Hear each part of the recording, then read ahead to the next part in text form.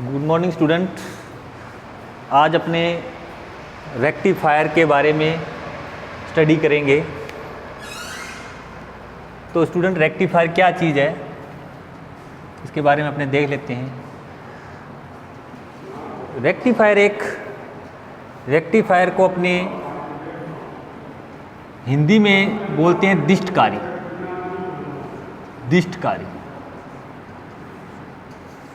Rectifier एक ऐसी electronic युक्ति है जो एसी को डीसी में कन्वर्ट करती है। एसी को डीसी में कन्वर्ट करती है। तो स्टूडेंट, अपने देखते हैं कि अपने जैसे एसी क्या होती है, अल्टरनेटिंग करंट। घरों में मोस्टली जो यूज हो रही है वो एसी यूज हो रही है। डीसी होती है डायरेक्ट करंट। इसका यूज कम है, लेकिन इंडस्ट्री वगैरह में जहाँ पर इसकी आवश्यकता है वहाँ पर अपने को क्या करना है, डीसी देनी पड़ेगी। अब अपने क्या जहाँ पर अपने को डीसी की आवश्यकता होगी तो मोस्टली जो अपने को सप्लाई आ रही है वो एसी आ रही है। तो जहाँ पर अपने को डीसी की आवश्यकता होगी वहाँ पर अपने ऐसे युक्तियाँ बनाएं, ऐसे डिवाइस बनाएं जो ऐसी सप्लाई आ रही है उस ऐसी सप्लाई को क्या हो जाए, अपने को वहीं से ऐसी सप्लाई को डीसी में कन्वर्ट करके उसका यूज कर सके। जैसे फॉर एग्जांपल अपनों ने कोई क्या करना है, बैटरी है। हमें पता है कि बैटरी क्या करती है, बैटरी में सप्लाई कौन सी होती है, डीसी सप्लाई होती है। अब बैटरी कहाँ यूज होती है, बैटरी ऑटोमेटिक सेक्टर के अंदर, इन्वर्टर के अंदर, ठीक है, या वाहनों के अंदर अपने यूज करते हैं।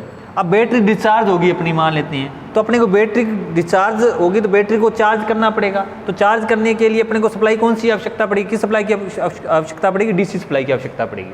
तो देखो, डायरेक्ट अपने घर में एसी आ रही है, अपने डायरेक्ट तो बैटरी में जोड़ नहीं सकते एसी, ठीक है। अगर अपने डायरेक्ट जोड़ेंगे तो बैटरी डीसी पे काम कर रही है, एसी पे जोड़ेंगे तो क्या होगा, बैटरी अपनी खराब हो जाएगी या शॉर्ट हो जाएगी।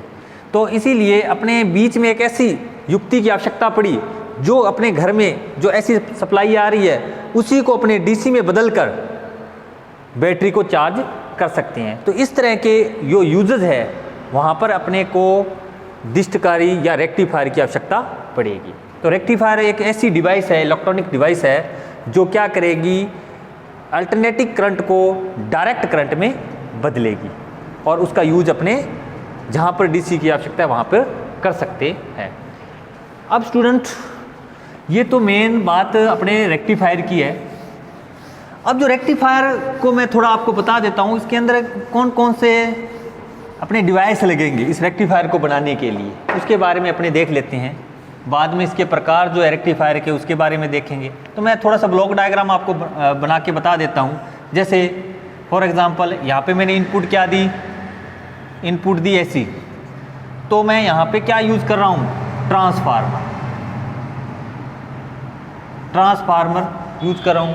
ट्रांसफार्मर का जो आउटपुट है वो किस में जाएगा, डायोड। पिछले वीडियो में अपने डायोड के बारे में पढ़ चुके हैं। और डायोड का जो आउटपुट किस में जाएगा, फिल्टर सर्किट के अंदर, फिल्टर सर्किट के अंदर। और फिल्टर सर्किट का जो आउटपुट हमें प्राप्त होगा वो आउटपुट क्या प्राप्त होगा, डीसी आउटपुट अपने को प्राप्त हुआ। तो स्टूडेंट, इनपुट अपने दी थी इस ट्रांसफार्मर को, ट्रांसफार्मर का आउटपुट गया डायोड के अंदर, डायोड का जो आउटपुट प्राप्त हुआ वो फिल्टर सर्किट को मिला, फिल्टर सर्किट का जो आउटपुट अपने को प्राप्त हुआ वो डीसी आउटपुट प्राप्त हुआ। तो ये इसका ब्लॉक डायग्राम है रेक्टिफायर को समझने के लिए। तो मैं ट्रांसफार्मर में जो इनपुट सप्लाई देता हूँ तो हम देखते हैं कि जो अपने पास घरों में सप्लाई आती है वो मोस्टली 240 वोल्ट सप्लाई आती है, ऐसी सप्लाई आती है। लेकिन हम देखते हैं कि जैसे बैटरी चार्जर है तो बैटरी कितने वोल्ट की होती है, 12 वोल्ट 24 वोल्ट इस कंडीशन के अंदर होती है।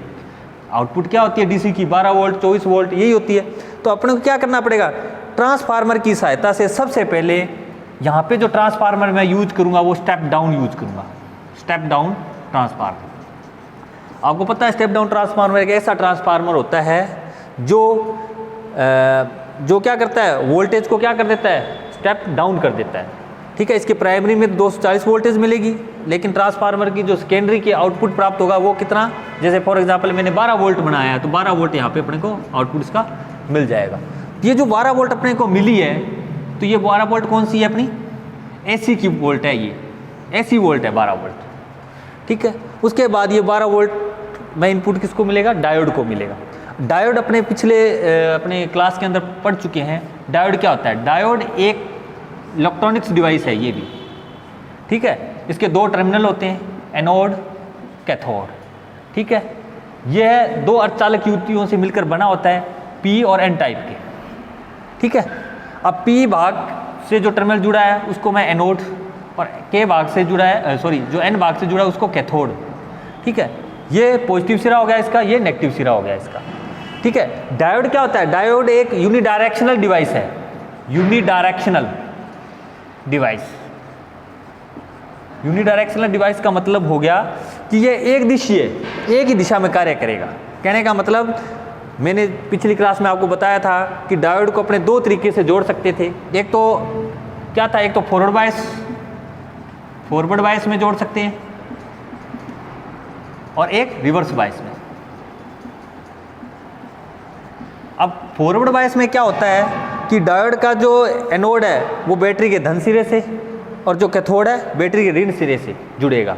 तो इस कंडीशन में जो डायोड जुड़ेगा तो उस कंडीशन के अंदर वो उसकी कंडीशन क्या होगी, वो फॉरवर्ड बायस की स्थिति में होगा। उस फॉरवर्ड बायस स्थिति में क्या होगा, डायोड एक स्विच की भांति करे, मतलब एक ऑन कंडीशन में होगा। उस कंडीशन में क्या होगा, ऑन कंडीशन, अर्थात इसमें धारा का चालन होगा। ठीक है, जैसे ही मैं इसको रिवर्स में जोड़ूंगा, कहने का मतलब इसको मैं बैटरी के ऋण सिरे से इसको बैटरी के प्लस से जोड़ दूं या पॉजिटिव सिरे से जोड़ दूं, तो क्या होगा, ये रिवर्स बायस में होगा। इस कंडीशन में क्या होगा, ये ऑफ कंडीशन में होगा। तो इसीलिए डायोड क्या है, यहाँ पे एक दिशीय है। ये धारा कब चालन करेगा, धारा का फॉरवर्ड बायस में, रिवर्स बायस में ये क्या एक ऑफ की भांति कार्य करेगा, मतलब इसकी जो स्थिति होगी ऑफ की भांति होगी। ठीक है, और ये एक ओपन स्विच की भांति कार्य करेगा। उस कंडीशन के अंदर इसके अंदर धारा का प्रवाह नहीं होगा। तो इसका उपयोग अपने इस रेक्टिफायर के अंदर करते हैं। अब डायोड के अंदर जो आउटपुट अपने को प्राप्त होगा वो डीसी आउटपुट प्राप्त होगा। डायोड के जो आउटपुट प्राप्त होगा, ठीक है, वो डीसी आउटपुट प्राप्त, उस डीसी आउटपुट को मैं फिल्टर में दूंगा, फिल्टर सर्किट में। अब फिल्टर सर्किट क्या होते हैं, फिल्टर सर्किट वो सर्किट होते हैं जो डीसी के अंदर कुछ हार्मोनिक्स रह जाते हैं, एसी के हार्मोनिक्स या एसी की जो कुछ फ्रीक्वेंसी है वो रह जाती है, उसको रिमूव ये फिल्टर सर्किट करेगा। ठीक है, फिल्टर सर्किट का जो आउटपुट अपने को प्राप्त होगा वो शुद्ध डीसी तो अपने नहीं कर सकते, शुद्ध डीसी अपने लगभग कह सकते हैं शुद्ध डीसी प्राप्त होगी। ठीक है, फिर भी शुद्ध नहीं होती है, कुछ थोड़े बहुत हार्मोन्स फिल्टर सर्किट के बाद भी रह जाते हैं, तो प्योर अपने को डीसी तो नहीं मिलती है, लेकिन कुछ परसेंट मतलब उसमें हार्मोनिक्स रह जाते हैं।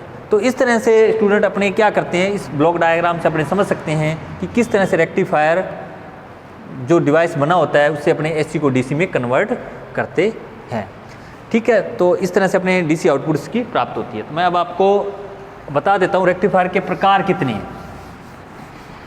रेक्टिफायर के अब दो प्रकार होते हैं, दो प्रकार के रेक्टिफायर होते हैं। ठीक है, टू टाइप्स ऑफ रेक्टिफायर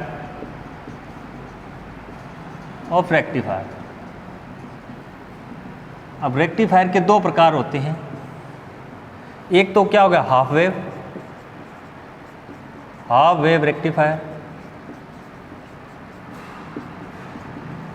और दूसरा हो गया फुल वेव रेक्टिफायर। अब अपने बारी बारी से इसका अलग अलग से अध्ययन करेंगे। ये हाफ वेव रेक्टिफायर है, ये फुल वेव रेक्टिफायर है। इसके भी आगे फुल वेव रेक्टिफायर के आगे दो प्रकार हैं। कौन कौन से, एक तो सेंटर टैप रेक्टिफायर, और एक हो गया ब्रिज रेक्टिफायर।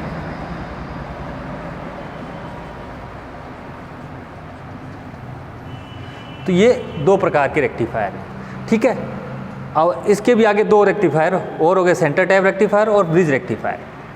अब अपने देखते हैं कि जो सबसे पहले अपने फुल जो हाफ वेव रेक्टिफायर है उसके बारे में अपने देख लेते हैं। तो हाफ वेव रेक्टिफायर क्या है, तो तो हाफ वेव रेक्टिफायर का सबसे पहले मैं आपको सर्किट डायग्राम बना देता हूँ। हाफ वेव रेक्टिफायर में क्या करेंगे अपने, अब इसमें अपने स्टेप डाउन ट्रांसफार्मर, जैसे मैंने ब्लॉक डायग्राम में आपको बताया था, ये ट्रांसफार्मर मैंने लगाया और इस ट्रांसफार्मर की ये प्राइमरी है और ये इधर मैं इसके आउटपुट पे सेकेंडरी, ठीक है।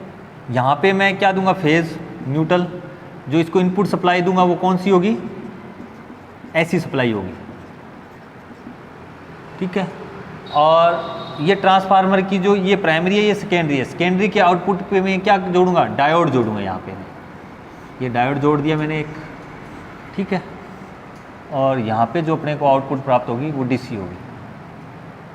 तो फिल्टर सर्किट में मैंने आपको बताया नहीं, फिल्टर सर्किट अब क्या होते हैं, कैपेसिटर फिल्टर भी होते हैं, इंडक्टर फिल्टर भी होते हैं, ठीक है। फिल्टर के आगे प्रकार है, ठीक है। तो मैं यहाँ पे मान लिया मैंने क्या लगा दिया, कैपेसिटर फिल्टर लगा दिया, ठीक है। ये फिल्टर का काम करेगा कैपेसिटर। और यहाँ पे ये क्या है, लोड रेजिस्टेंस उन्होंने लगाया, ये लोड रेजिस्टेंस है RL, ठीक है। ये इसका क्या सर्किट डायग्राम है रेक्टिफायर का।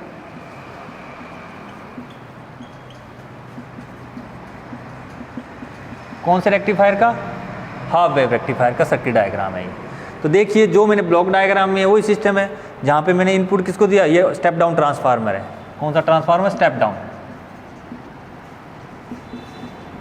ठीक है। और ये डायोड है, इसको मैंने नाम दे दिया D1 डायोड। ये कैपेसिटर है C, ये जो कैपेसिटर यहाँ पे फिल्टर का काम करेगा। ये लोड रेजिस्टेंस मैंने लगा दिया है, इसमें धारा का प्रवाह करने के लिए लोड रेजिस्टेंस लगाया, ठीक है। और ये IL लोड धारा हो जाएगी अपनी, ठीक है। जब मैं इसको इनपुट सप्लाई दूंगा तो मैं वेव फॉर्म से आपको बता देता हूँ ये कैसे वर्किंग करेगा। ये तो इसकी संरचना है, इसमें क्या क्या है, एक तो स्टेप डाउन ट्रांसफार्मर की आवश्यकता पड़ेगी, वो मैंने लगाया, एक डायोड लगाया, ठीक है। और एक मैंने फिल्टर सर्किट के लिए कैपेसिटर लगाया, एक लोड रेजिस्टेंस लगाया। ये तो इसकी संरचना है, ठीक है। अब इसकी जो वर्किंग होगी वो कैसे काम करेगी, तो वर्किंग में देखो मैंने क्या किया, इसको इनपुट में कौन सी सप्लाई दे रहा हूँ, ऐसी सप्लाई दूंगा। तो मैंने क्या दिखाया यहाँ पे, ऐसी सप्लाई इनपुट दिखाया। तो यहाँ पे अपने देख सकते हैं ये V मैक्सिमम हो जाएगा और इनपुट ये जो है इनपुट ऐसी है, इनपुट ऐसी सप्लाई, ठीक है। ये जो वेव फॉर्म है ये T टाइम हो गया इसका, यहाँ तक टाइम हो गया T।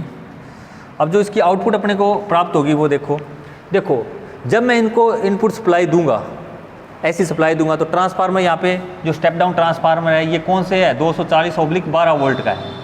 कहने का मतलब इसको इनपुट में 240 वोल्टेज दे रहा हूँ, आउटपुट जो यहाँ पे अपने को प्राप्त होगी यहाँ पे वो 12 वोल्ट प्राप्त होगी। अब ये जो 12 वोल्ट है डायोड को मिलेगी, ये 12 वोल्ट ऐसी है, ये डायोड को मिलेगी। डायोड इसको क्या करेगा, DC में कन्वर्ट करेगा इस 12 वोल्ट को। तो आउटपुट अपने को यहाँ पे जो DC मिलेगी वो कितनी मिलेगी, 12 वोल्ट मिलेगी, ठीक है। तो कैसे मिलेगी देखो, अब देखिए जैसे डायोड का ये A भाग मैंने बताया था, अब ऐसी सप्लाई का ये भाग कौन सा है, प्लस भाग है, मतलब धन भाग है या पॉजिटिव भाग है, ये नेगेटिव भाग है। जब डायोड के एनोड कैथोड को पॉजिटिव भाग मिलेगा या इसका पॉजिटिव सिरा या पॉजिटिव वेव इसको मिलेगी डायोड को, तो क्या होगा, ये फॉरवर्ड बायस कंडीशन में होगा। उस कंडीशन के अंदर इस डायोड में से धारा का प्रवाह होगा।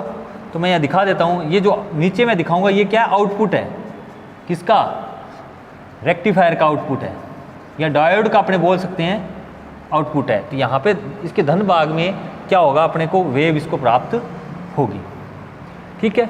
अब ऋण भाग में क्या होगा, ऋण भाग में क्या होगा कि ऋण भाग के अंदर क्या होगा, डायोड क्या रिवर्स बायस में होगा, ये बंद रहेगा, डायोड ऑफ कंडीशन में रहेगा, तो अपने को कोई भी धारा ऋण भाग के अंदर नहीं मिलेगी, ठीक है। तो इसी तरह हमें फिर इसको पॉजिटिव भाग मिला, एसी का जो धन भाग है वो डायोड को मिला, सप्लाई का डायोड को मिलेगा, तो ये काम करेगा डायोड, फॉरवर्ड बायस कंडीशन में होगा, उस कंडीशन में धारा का प्रवाह होगा और आउटपुट में DC प्राप्त होगी।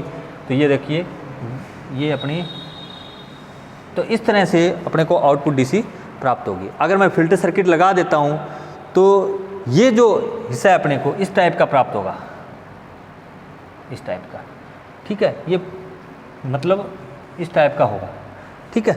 तो ये थोड़ा बहुत क्या है, इसमें DC के ज़्यादा गुण थे, AC के ज़्यादा गुण थे इसमें। तो फिल्टर लगाने के बाद क्या होगा, थोड़े हार्मोनिक्स AC के कम हो गए और ये DC अपने को प्राप्त हो गई। तो स्टूडेंट ये अपना रेक्टिफायर है, हाफ वेव रेक्टिफायर का अपनों ने अध्ययन आज किया है। नेक्स्ट क्लासेस में अपने जो 2 टाइप रहेंगे, ब्रिज रेक्टिफायर और सेंटर टैप रेक्टिफायर, उसके बारे में अध्ययन कर लेंगे।